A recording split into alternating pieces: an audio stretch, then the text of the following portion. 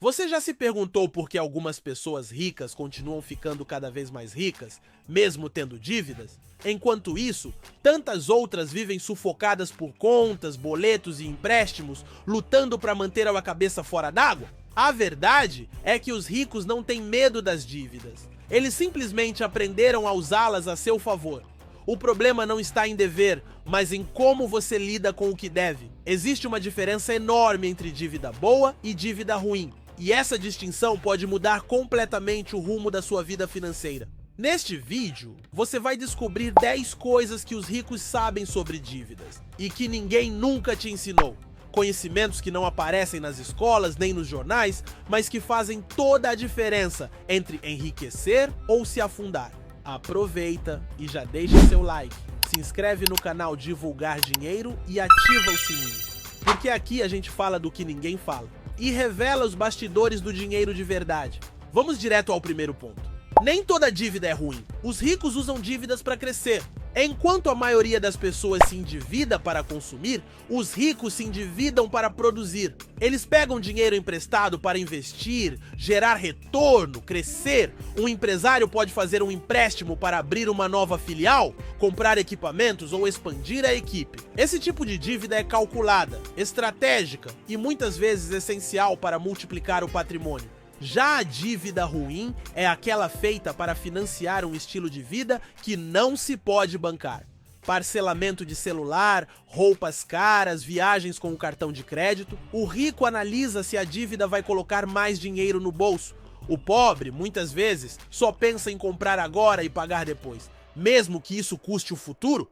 Dívida boa tem retorno, dívida ruim tem juros. Essa é uma das chaves do pensamento financeiro dos ricos. Eles sabem que toda dívida deve vir acompanhada de um plano de retorno. Um imóvel financiado para alugar, por exemplo, pode gerar renda maior do que a parcela do financiamento. Isso é uma dívida inteligente. Já as dívidas de cartão de crédito, cheque especial e empréstimos pessoais têm juros altos e nenhum retorno, só drenam dinheiro. E quanto mais você atrasa, mais a dívida cresce. Os ricos evitam essas armadilhas. Sabem que o juro composto é uma ferramenta poderosa e que ou ele trabalha para você ou contra você. Os ricos controlam o tempo das dívidas e não deixam elas se arrastarem.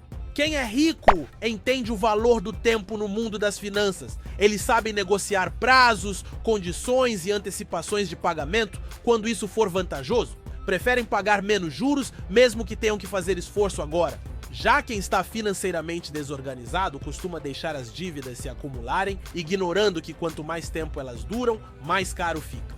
Controlar o tempo da dívida é controlar quanto ela vai te custar no final. Os ricos aprendem a fazer isso desde cedo e é uma das habilidades que mais protegem seu patrimônio.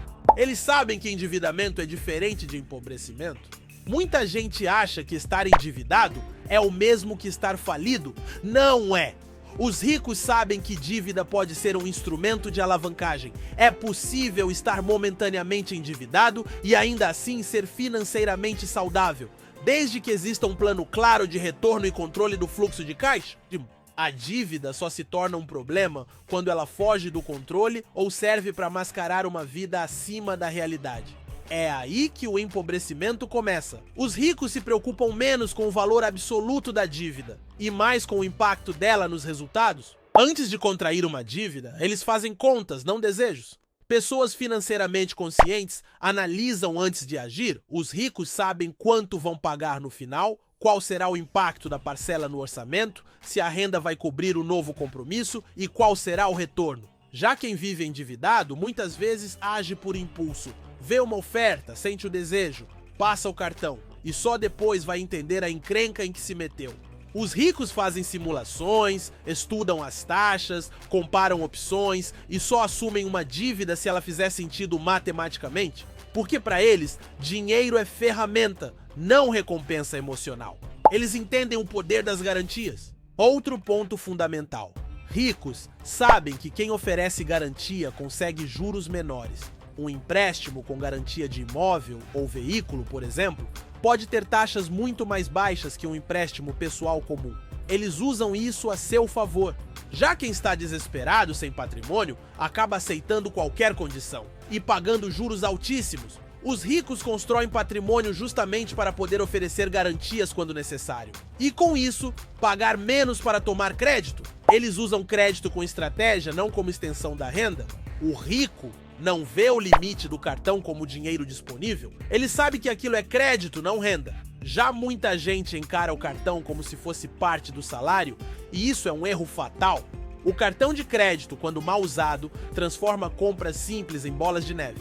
Os ricos usam o crédito como uma ferramenta para acumular milhas, para controlar pagamentos, para ganhar tempo, mas sempre com o pagamento integral em mente. O crédito não é vilão, o problema é quando ele vira um vício. Eles priorizam o fluxo de caixa positivo? Um dos maiores segredos dos ricos é manter o fluxo de caixa sempre no azul. Isso significa que todos os meses entra mais dinheiro do que sai. Quando eles assumem uma dívida, ela precisa caber dentro desse fluxo. Eles não deixam a dívida desequilibrar o orçamento. O que muita gente faz é o contrário. Assume dívidas sem olhar se haverá dinheiro suficiente no mês seguinte. Quando vê, está pegando um empréstimo para pagar o outro. É aí que começa o ciclo da ruína financeira. Eles têm reservas para cobrir emergências e não contam com crédito para isso. Os ricos mantêm uma reserva de emergência justamente para não precisar de crédito em momentos de crise. Eles sabem que, se forem obrigados a pegar dinheiro emprestado em situações desfavoráveis, vão pagar caro por isso. Por isso, constroem um colchão de segurança. Quem não tem reserva entra no cheque especial por qualquer imprevisto e aí começa a pagar juros de 12%, 15%, 20% ao mês. Os ricos preferem ter dinheiro parado, rendendo pouco, do que correr o risco de ficar à mercê do banco em uma emergência. Eles renegociam e sabem que dívida não é sentença. Por fim, os ricos sabem que toda dívida pode ser renegociada. Eles não têm vergonha de sentar com o banco, com a financeira ou com o credor e discutir condições. Sabem que quanto antes a conversa começa, melhores são as chances de fechar um bom acordo. Já quem está endividado muitas vezes foge do problema, ignora os avisos e deixa tudo se tornar uma bola de neve. A renegociação é uma das principais ferramentas de quem sabe lidar com dinheiro. E os ricos usam isso com naturalidade. Se algum desses pontos te surpreendeu, comenta aqui embaixo qual mais te chamou a atenção. E compartilha esse vídeo com alguém que está enfrentando dívidas. Talvez essa virada de chave seja tudo o que essa pessoa precisa. E claro, já se inscreve no canal Divulgar Dinheiro para não perder os próximos vídeos, porque aqui a gente transforma mentalidade em liberdade. Agora que você entendeu essas 10 diferenças entre a forma como os ricos e os endividados comuns enxergam as dívidas, vamos aprofundar o raciocínio. A primeira grande virada que você precisa ter é entender que dívida não é o vilão da história. O vilão é o desconhecimento. Quando você aprende como o dinheiro realmente funciona, a dívida vira uma alavanca. Ela pode te impulsionar. Mas quando você ignora as regras do jogo, ela vira uma âncora e te afunda. É por isso que os ricos investem tanto em educação financeira.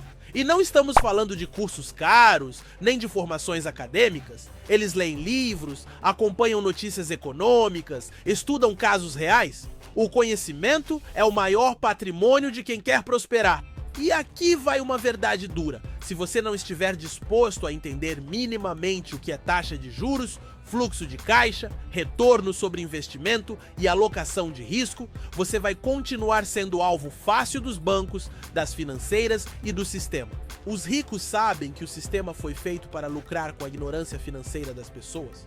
Eles aprenderam a jogar com as mesmas regras, mas jogam com inteligência. Outro ponto que precisamos reforçar é o uso estratégico do crédito em tempos de oportunidade. Imagine o seguinte cenário: uma crise econômica faz os imóveis caírem de preço. Um investidor com acesso a crédito barato consegue comprar barato agora, sabendo que o valor vai subir no futuro. Ele está usando a dívida como alavanca de riqueza.